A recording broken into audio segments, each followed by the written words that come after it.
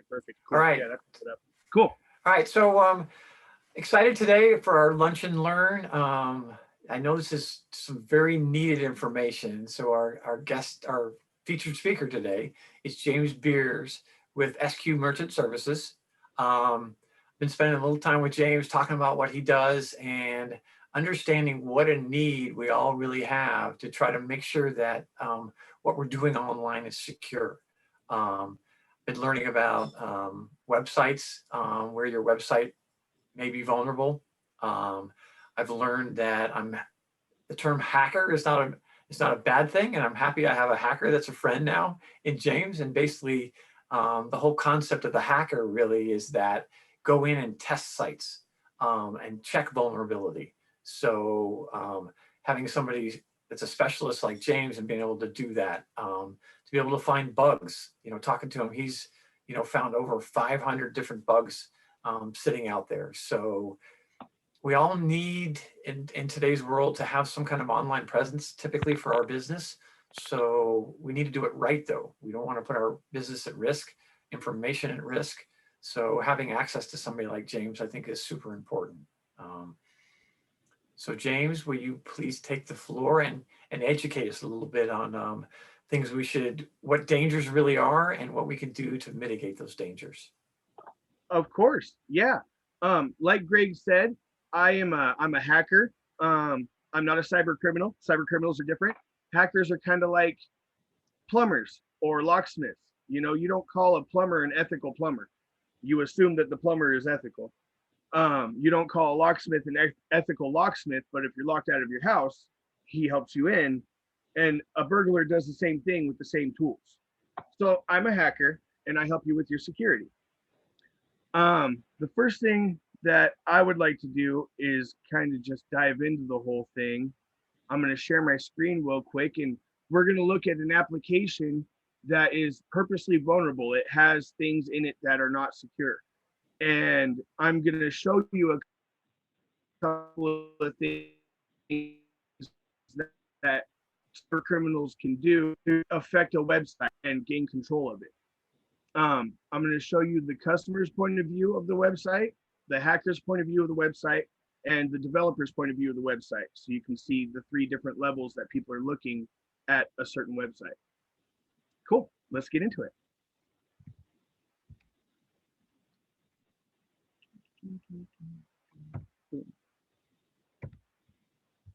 Can everybody see my screen? All right, cool. So this is a web application. It's kind of like Amazon.com or anywhere you're going to buy products. Anybody who sells products has a website where you offer products. Anything that I show you in this video, you are not allowed to do unless you have written explicit permission or it's a contained environment. These are illegal actions if you do not have permission, and you will go to jail. All right, that's covered. Cool. So you can click on the items and go through everything and look at stuff, but what we're really interested in is what can a hacker do? When you log into a website, you're given credentials, your username and your password, right? When you use your username and password, it sets it as a cookie in the website. That cookie attaches to the website as your identity. A hacker wants to take that cookie. He wants to have all of the ability to be you on that website. So he'll do something like this.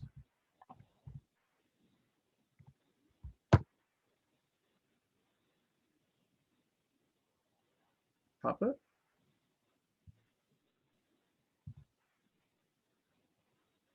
Where'd the pop-up go? Oh, there it is. So right here in this pop-up, you can see I have my language, I have the welcome banner, I have a code, and I have my cookie. All of this information right here is everything I need to impersonate myself, or an attacker would need to impersonate me. This means if I'm logged into the website and an attacker has my cookie, he can use my identity on that website to do whatever he wants as long as I'm logged in. Attackers won't have this pop up as a pop-up. They'll have it sent to a server where they hold the information and they can review it and use it however they want. It's really easily protected against if you code your input correctly. So it's just a matter of making sure that you have the right security codes in place to make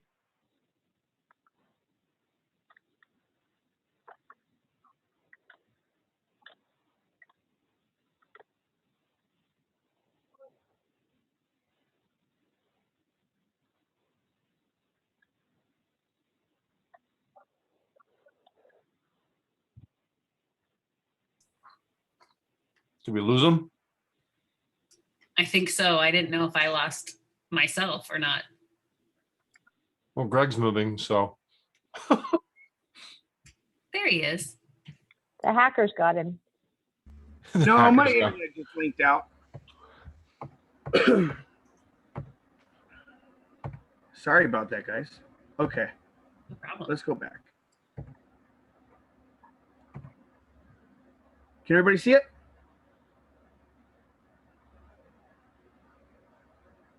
Yeah? Cool. All right. So like I was saying, if I don't have an account and I want access to the website, right? I can just go here to the login. I don't need to know the login. I don't even need to know the account name. I put this attack into the login and I type whatever I want as the password. And now I'm logged in. But who am I logged in as? The administrator. So I've automatically logged in as the administrator of the website without even having a username or anything else. I did this by using the database in the background. What does this allow you to do? Anything the administrator could do. Let's see if they have an administrator page. Oh, there it is. Now I can run the entire website from the beginning without entering a password or a username or any credentials. This is why cybersecurity is very important to me, because these type of flaws in websites exist everywhere. And it's really important that we have something in place to protect against these. Programmers are not doing it. Programmers are not concerned about security. Programmers are concerned about making it work. They're not taught to securely code. They're taught to code. So it's up to us to help you guys and everybody else understand what we need to do to make the internet safe. You know, that's our complete goal, is to keep the internet safe and help you as a business thrive on the internet without people doing this to your website. So that's a little example of quick things that I actually do live every day to test websites. These are things that I test for on a daily basis.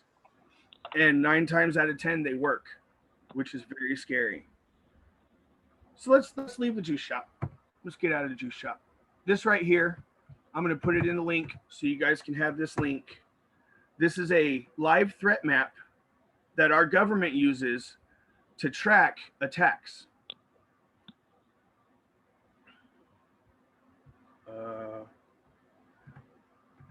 How do I get to the chat box? Oh, there it is, up here.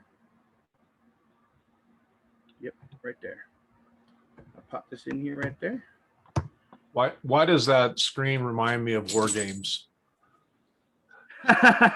Because it's a cyber war. I mean, if you want to be realistic about it, when somebody is doing 26 million attacks in a day, I mean, shouldn't that qualify as warfare? I mean, we are kind of at a war here. You know, we're trying to keep our businesses safe while they're being attacked by unknown people. That sounds like some kind of conflict to me. But it's an interesting map, and it gives you a real-time display of what is going on in the world digitally with data, I know this is really scary and this is like, oh my God, but hold on. What's You that can go to- location? What's that location in the center of the U.S. that keeps showing as the address? I mean, I would have expected most of it to be, Eastern Seaboard or Western Seaboard. Yeah, you would, right? You would, but it's not. It's from everywhere, and most of it is from the U.S. And I'll tell you why, because most of the things that the U.S. is sending back is a response to an attack that they received. It's an endless circle of somebody hacks somebody for intelligence, which is not illegal. Espionage is not illegal. You're allowed to do espionage on other countries. So that's mostly what you're watching is espionage and information gathering. But whenever one country finds out that another country did that, they do it back. So you get this endless cycle.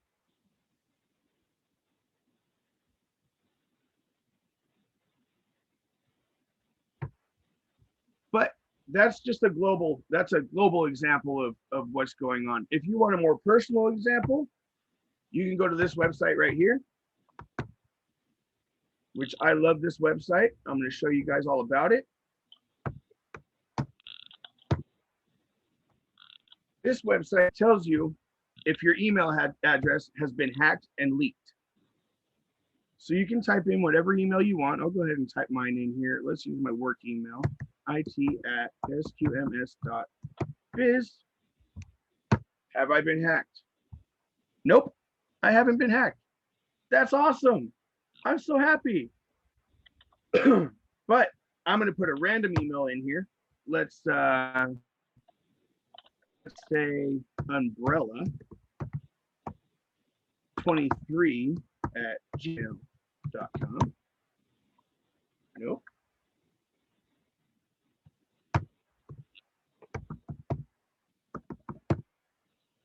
Oh, we found one. So this website will take whatever email you put in there and find breaches. It gives you where the breach happened, when it happened, what happened inside of the breach. And if you click on the link right here, it'll actually tell you what the result was. If the person was caught, where the information went, how you can get your information removed, which is very important if you have been breached, how to remove your information. This happened to Steve one time, and I used this website, looked up an email, and found it on the darknet and shut down darknet servers. I can do the same thing for any other customer. So if you find that you've been breached, you can contact us and I can help you out.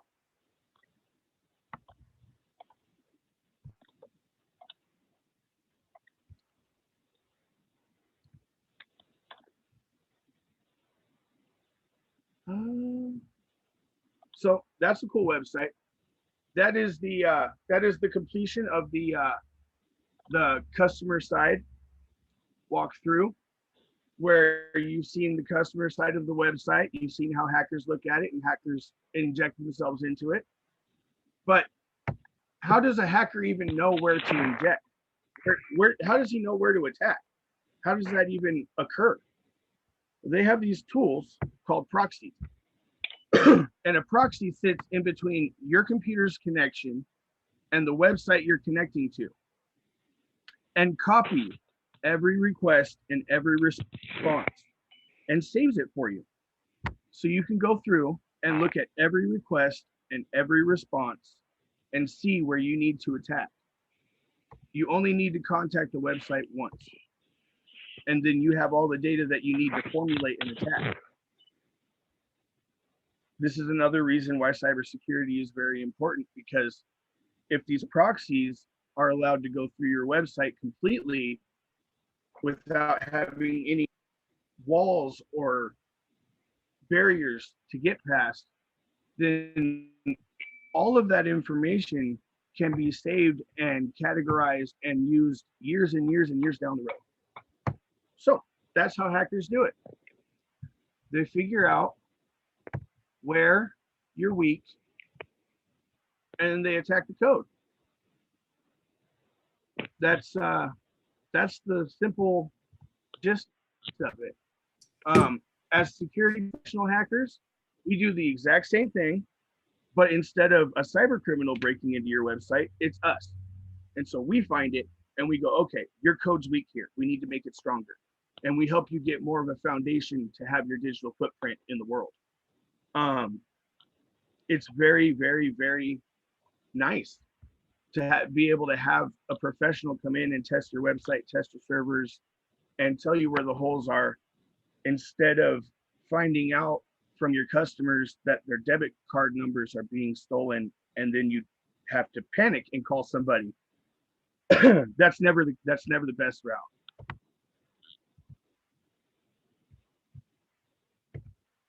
I will be putting my contact information in the chat.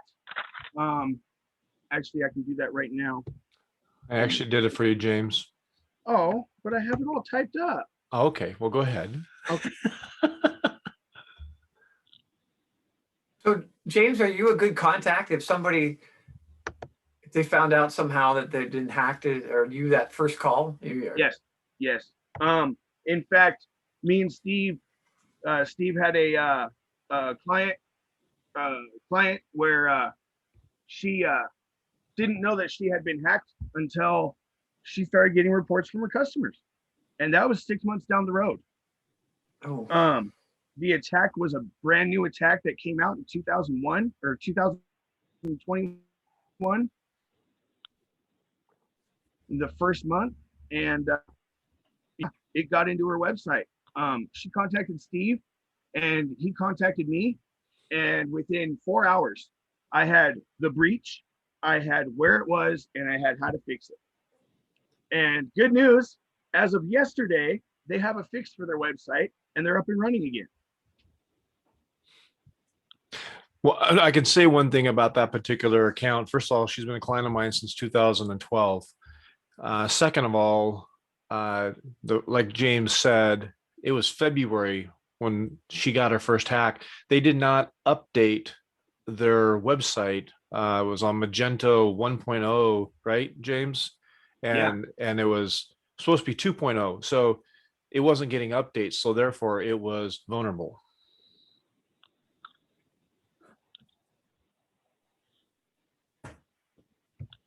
So that's a great point to talk about as far as updates. So updates are built in with the latest security. Expand on that. Yeah. Usually if your company, if you're using software and they have an update, you want to update it. The updates are strictly for security. Most of them will probably make your user experience less than nice, but they are there for security, and if they do change your user experience, you can always let the company know, and they try and fix that with the next update.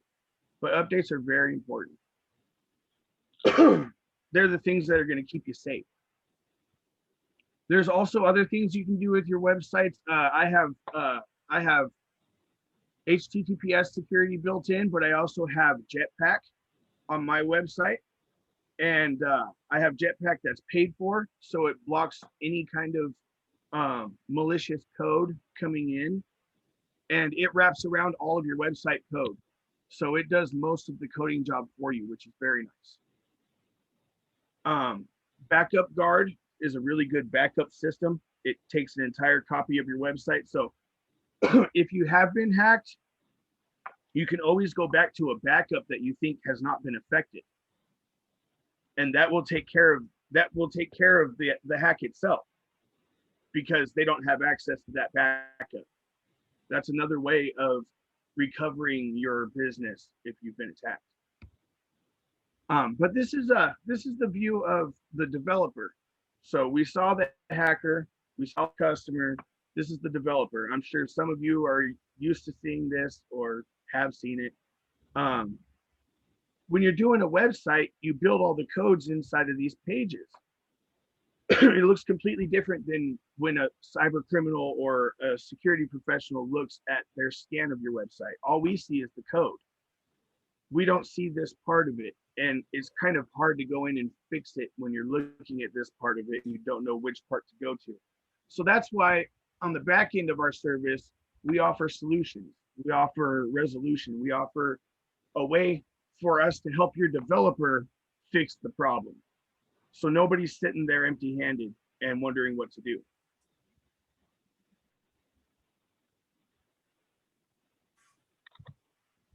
And now I have questions. Now that you freaked everybody out. Yeah, no, that's amazing. Information's always good. But again, Well, I wasn't trying to freak everybody out, but I really want people to know the importance of being safe and having a digital presence. I mean, once you connect to the internet, you're not a solo entity. You are connected to everybody who's also connected to the internet, you know, and that's dangerous. The question in the chat. Oh, question in the chat. Typical charge to do an assessment. I believe it's $200 up front and then $36 a month if you want to use our services, but the assessment can be done for the $200. We really encourage people to sign up for the monthly redo because the more information I have on the website, the easier it is for me to get a baseline and keep it going every month and keep you secure and up to date every month. So, you know, the initial cost for the assessment is $200, but the monthly cost is where you want to be. You want that $36 a month to cover your website. Okay, I have a question now. Sorry that I'm not in the chat. This is Kim. Oh, it's okay. Two questions, and the second one maybe Shatreen can answer. One is that, you know, for a lot of small businesses, you know, it's one thing to come up with the $200 to go, where am I at? Especially for people with older websites that aren't technically savvy. But, you know, as we've seen in this last year, we're down to, you know, some businesses are down to what they're going to pay that next month. So are there other things you can tailor for small businesses without getting into a monthly fee, like maybe a quarterly checkup or maybe something where it's like a shorter program of let's get you stable and then check back in 6 months or something? That's the first question. Yeah, that is possible, but I mean, that goes back into your hands. How secure do you want to be for that lack of, you know, 5 months of testing? How long do you want that stint to be that your website is not being monitored, and how open do you want it to be to an attacker within that 5 months? No, I totally understand that. I'm just asking, like a company I used to run, we couldn't even get Windows subscriptions for a while, you know, to get the Office uniform and for security purposes. And I don't think they're the only one. So, you know, and that was a medium-sized company. So I understand the need. Believe me, I understand the need, because I don't want the phone call. And I used to have clients, you know, like government agency clients that are starting to ask for cyber liability insurance. And, you know, maybe you can speak to that, because from where I sit, cyber liability is after the fire. You shouldn't have got that far. You know, it's like, exactly, you know, you should have policies with all of your employees of don't do anything stupid, and here's what that looks like. Exactly. Yeah. That's a wonderful that you just brought that up. Most cybersecurity reactions are just that, they're reactions. They're not proactive. And the cow's out of the barn, you know, the damage is done, right? Yeah. Oh yeah. Yeah. And I like to be proactive. The quarterly thing, I'm sure we could do a quarterly thing. That's not a problem. And I do cyber criminal training and employee training for security, just like best practices and stuff. So yeah, we could definitely work something out for that. I think that's a lot of value for small to medium-sized businesses, because, you know, and even engineering firms I work with, they happen to have cyber liability insurance, and they had a lot of high-dollar project managers that they had to shut their whole system down because they got malware. And that's from somebody doing something stupid at one of their computers, you know, but they had to isolate it and shut down the whole company. And had they not had insurance, people would have been out of work. Yeah, gonna- and their insurance had to pay probably $400,000 for all that to be fixed. They were part of a national company, so it was, but it was Yeah. a local office. So people don't think about that thing they just clicked on, but I think that's just as much value as being able to, if people just know, don't touch that or don't click on that, that's got a lot of value in it. Yeah, most definitely. Jen had a question about the $36 package. The $36 package actually includes an assessment of your website and a penetration test, which is where I find vulnerabilities and tell you about them. Review, recode, and resolution, the 3 R's that I have. Those are included, and 10,000 lines of code that are written on your website. I will personally review line by line and make sure that they're secure. So that's $36 a month. And the penetration test for $36 a month is a 7-day test. They go 7 days, 14 days, and 20 days. And to me, that sounds like a ton of value. I mean, if you're doing online commerce, what are you doing per month? What percentage of your online commerce is that? Because again, that seems amazing to be able to protect what you're doing. And I mean, what does it cost you to be down for a week? And what liability could you have? Well, Yeah. and I'd also like to echo, as we've stepped into COVID and you're looking in this last year, so many people have had to go instantly onto e-commerce and build this website, not knowing what it entailed, and they might have called a friend or they just did like all of us have done, like the Wix website, WordPress, whatever, jumped in and done it and are rocking it and doing an amazing job. But, the hackers never sleep. The internet, there's just little things that can happen that you don't know. And so it's really nice to just, honestly, it's almost one of those things, how we get insurance for cars. It's almost like, as I tell all of my clients too, as you're building a website, insure yourself and make sure you're safe. Because you're, especially if you're taking, clients' info, like if you got the credit card info, all that different kind of stuff, you do not want to be liable to somehow be hacked and get all of that out there and leak it. And so it's just, so I appreciate, James, you filling out and just kind of showing us, because it's so easy to forget because we're on it all the time. And now that we've also got it mobile on our phones, it's another layer of, insecurity. But that's a whole nother story, man. I know. And I don't want to, I don't want to get off onto that tangent, if you will, but it's just, it's also basically, as your business, take care of your business, just like you would yourself and your car. You have to think about it as like, almost put it in your business plan to think about the security of your business online as well.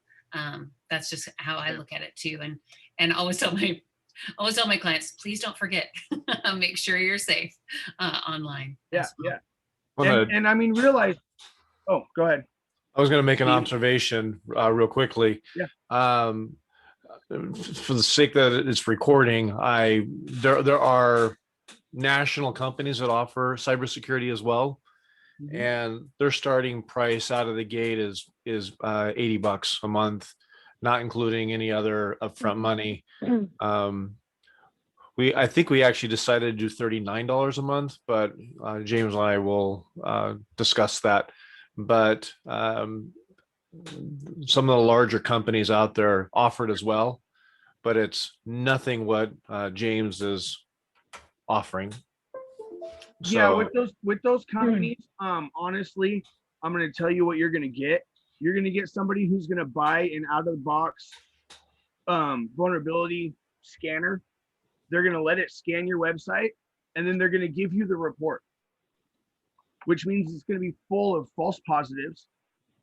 It's going to be full of false negatives. They're not going to be manually checking it because you're only paying $80 per engagement because they're doing all this data. So really, when you're paying that $80 a month with the other companies, you're getting their very low service. I'm not them. I'm one guy, and this is my passion, So I really want to bring the corporation value to small businesses because they need it. Well, and so the second question I have then is this, does this qualify for any, if Shatrine can answer this, any CARES Act or any stimulus money for technical assistance for businesses? Because this is part of a much larger conversation, especially as businesses are surviving or trying to scale with new clients.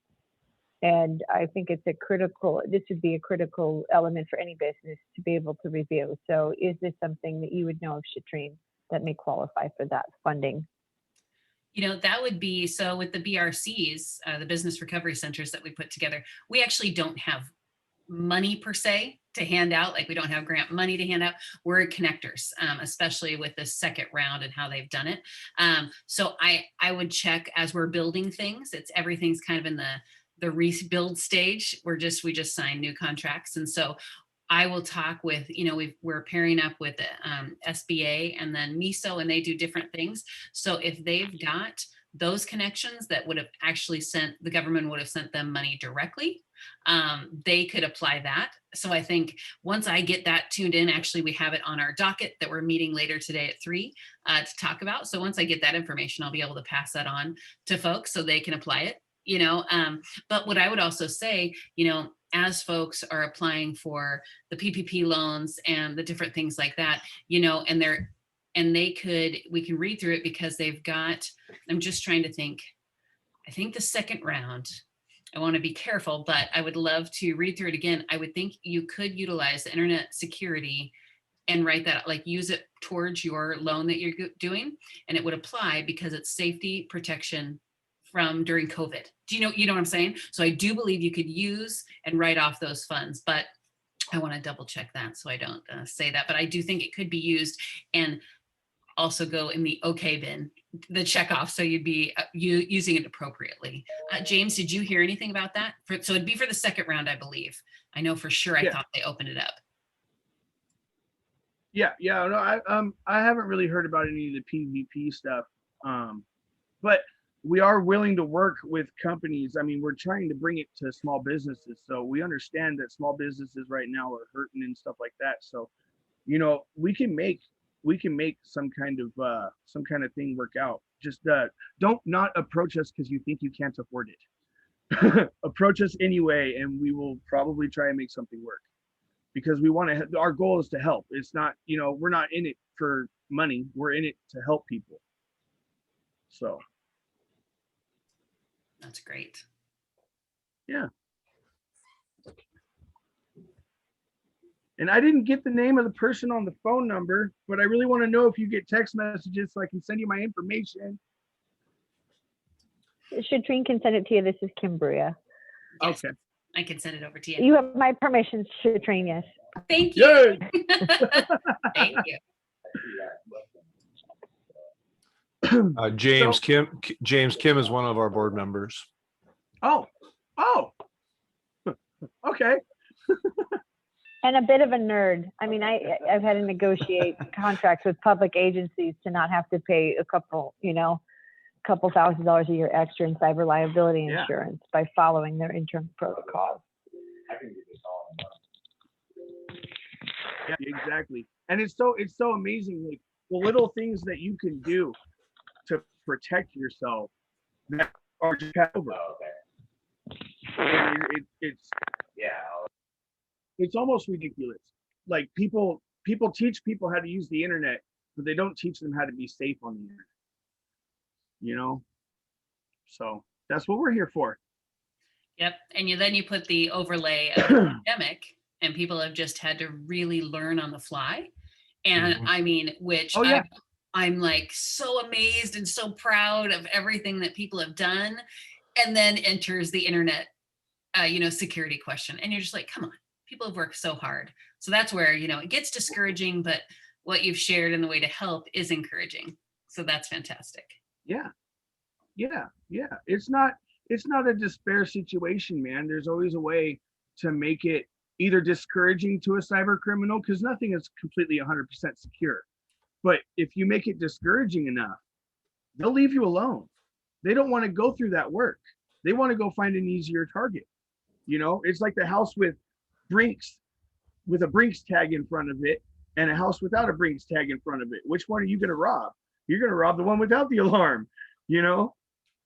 So, I do have a quick question, James. So if you've got a business owner and let's say they have their web developer on the side, okay? So they've only set it up. They don't really run it. They've got somebody that runs it, but they want to look into this and reach out to you. Should they call you or should they contact their web developer? Who do you need for a contact, or should it be a 3-person conversation? What do they need?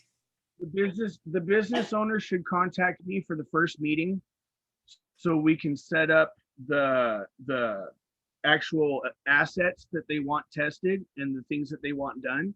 And then after that, I would contact their developer myself and let them know that I'm going to be doing a test on such and such day, so they see the traffic and they don't get weirded out by it. And then from there, when I find something, I'll be contacting the developer and we'll handle everything for the business. Perfect. Thank you. Yeah, I wanted a little step of action for our companies to know and be able to work through. Yeah. That's great. Of course.